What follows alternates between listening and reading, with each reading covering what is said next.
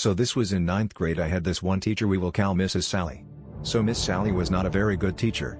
The school year started out fine, but then she stopped grading assignments and would treat me and other students like crap.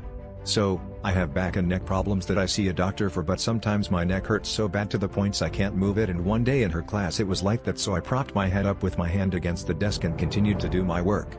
But, Mrs. Sally had a problem with it. She would yell at me for sleeping and couldn't seem to accept the fact I have neck problems.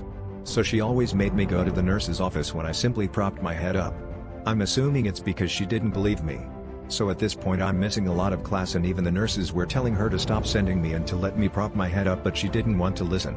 So I resorted to telling my mom, and she eventually got her off my back. Then a smaller problem arose. She would let us get up and go to the bathroom without asking along if she wasn't talking or if it wasn't the first or least 10 minutes of class, so almost every time I went she would follow me to the bathroom and yell at me that it was the last 10 minutes even if it was 30 minutes to the bell. She would also kinda bully me. She would pull me aside in class and tell me about how I'm going to fail and that I'll get a 1 on the biology ick, and even a few times call me out in front of everyone. I got so fed up with her I had other students write their opinions in a binder anonymously. It didn't really go too far though, and no adult found out. But, things got so bad my mom had to have me switch teachers by second semester. So spent the next semester at a teacher let's call Mrs. Jess.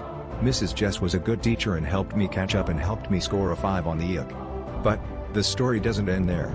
In the summer I was working at my church in childcare and see Mrs. Sally and I freeze. So she comes up to me all friendly asking what I scared on the ick. I told her the satisfying truth that I scored a 5, and she had the audacity to say that she knew that I would do well when she is the one who put me down and said I was going to fail. I am now a rising sophomore and will be passing down the binder to the freshmen.